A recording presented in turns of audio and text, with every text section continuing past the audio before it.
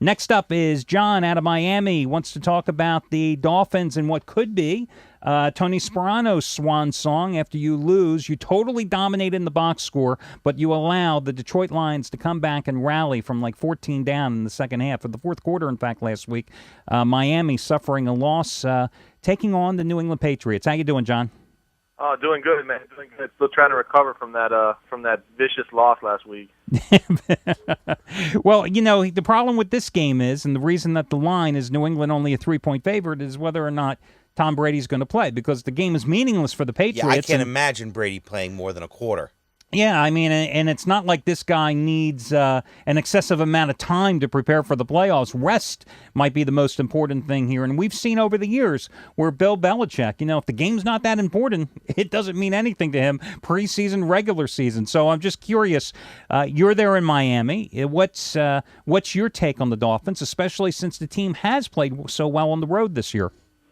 Well, I mean, that's the thing. It's like Jekyll and Hyde. They're all but unbeatable on the road, and then they come home to Sun Life Stadium, and they look like like the Detroit Lions looked for most of the year until last week. Yeah, I see more Heat jerseys at Dolphin Stadium than actual Dolphin jerseys, and that's a problem. Although they probably could use LeBron in the center there. The thing for me is that, like you said, Al, Miami has been great on the road for whatever reason. They get out of Florida and they play really well. They're 4-0-1 against New England, the last 5 in New England. Just because of the fact that New England shouldn't be playing anybody really good, I think that Miami probably gets this game. Yeah, I think this is one of those that you have to take Miami. And again, it's like evaluating a preseason contest, because Brian Hoyer is probably going to be your quarterback for the Patriots here today for the bulk of this ball game. And you've got a Dolphins team. Listen, you can't deny the fact. 2 facts. They stink at home, and they're 6-1 straight up and against the spread on the road, and they've covered 17 of their last 22 on the road over the past 3+ years.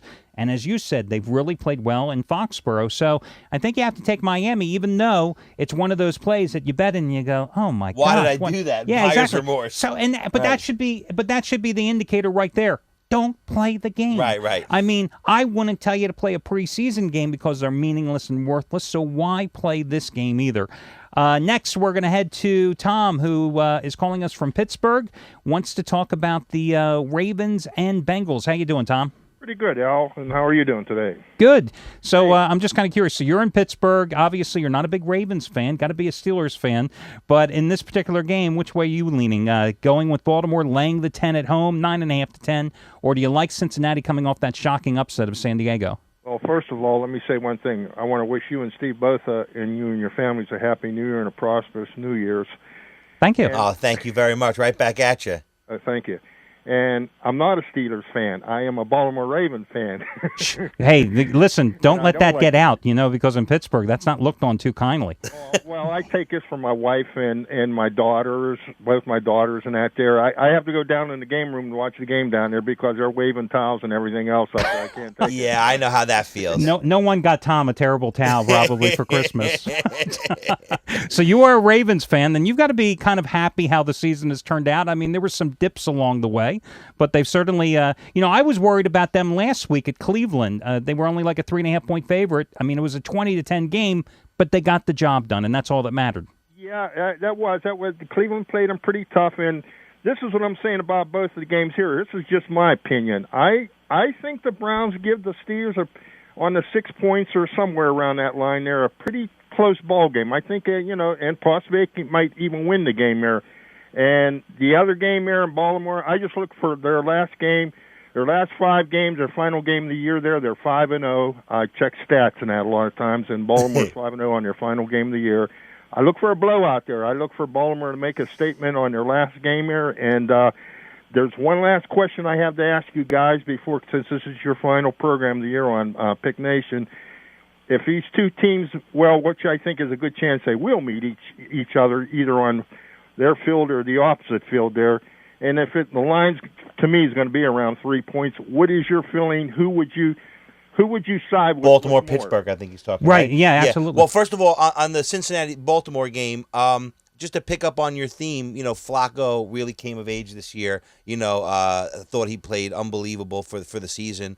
I do agree with you. I think he's going to open it up. I also think we're seeing a different Carlson Palmer these last few weeks for whatever reason. I can't tell you the reason, but certainly he's a different quarterback and possibly playing to keep his job there in Cincinnati. As his total is only 43, I think it may be worth a little money on the over here, over 43 for Flacco and Palmer to light it up. I think that's a good bet. Baltimore, Pittsburgh. What a great matchup that would be, Al. Finally, a defensive struggle maybe a little bit as opposed to all the high-scoring games we've seen lately. What do you think? Well, I'll tell you what. I think you're absolutely right, Tom, in terms of the line being 3. And for this game today, I think Baltimore also rolls over Cincinnati. And what I really like about the Ravens last week, it's like they woke up and they said, my God, we've got Ray Rice back here. We can give him the ball 25 times a game. And this is the time of year when teams are beaten up, they're battered, they're bruised. The season has been so long. You just got that running back who's fresh that can just lug it 25, 30 times in a game. And that's how you win in the cold. Now, in terms of them playing the Steelers, we saw how these two games between these two teams this season were both determined in the final minutes of each contest. I'll tell you what, I like the way Baltimore's playing right now. Even though I'm not a fan of the Baltimore defense, I think Pittsburgh has really struggled for their offensive identity all season long, ever since Roethlisberger comes back. I think Harbaugh is a better coach than Tomlin. So like you, Tom, they're not going to give me the key to the city for Pittsburgh. So I would take Baltimore. And the one thing the Ravens showed me last year when they went into New England and beat the you-know-what out of the Patriots, they can deliver in the playoffs. So I would go with Baltimore in this one. Have to go to New England, forget it, man. I mean, Belichick has their number up there. They can't beat them. They just cannot beat them. Who can beat New England in New England while we're on that topic? I mean, because it seems to be, as I watch, ESPN and all these shows, that seems to be the foregone favorite. Everybody has already come to the conclusion that New England is the Super Bowl champs. Who can beat them? That's a good question. I don't know who could. And one thing, their defense, if you've been watching recently, New England's defense is getting better and better.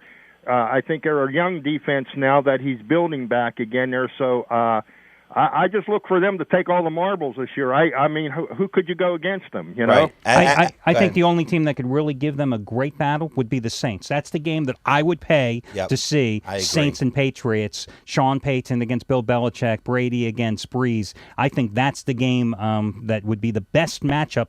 I don't know if the Saints, though, can get there. Hey, Tom, we've got to roll, but thank you so much for giving us a call, and Happy New Year to you as well. I hope for everybody out there, it's Absolutely. A prosperous and profitable New Year. Let's underline the profitable part. We are going to head back to the phones in a couple minutes, but first, we want to take up here with Trace Adams, one of the lead handicappers at PickNation.com, a guy who's been in the business almost as long as me, which tells me that we're both getting old, Trace. 20-some years in this business. We've been friends, and you've been a great handicapper. We've talked a number of times here, Steve and I, in the first 20 minutes of the show about how difficult it is to handicap here on the final Sunday of the season. To me, it's like preseason football. Absolutely. I totally agree. There's only a few meaningless games, and I'd sure like to talk about a couple of them if you guys want to. Yeah, let's do it. Yeah, let's run down. Which one do you want to hit up first? Well, I'm looking at the Carolina-Atlanta game, and something really struck my interest watching the Eagles lose to the Vikings on Monday night. I don't know if you guys talked about this earlier or realized this, but 14-point or more favorites in the NFL this year, 6-1 straight up, 2-5 against the number. And, of course, the Eagles, they were favored by 14.5 on Monday, and they're the lone straight-up loser there. So that tells me Atlanta better be on guard this week. I don't care how bad Carolina is. You know, Atlanta really put a lot of eggs in their basket against New Orleans on that Monday night game and came up empty. So, I can see Atlanta possibly struggling in this game. They were way too conservative on offense against the Saints on that Monday night game, running on first down almost every time, for crying out loud.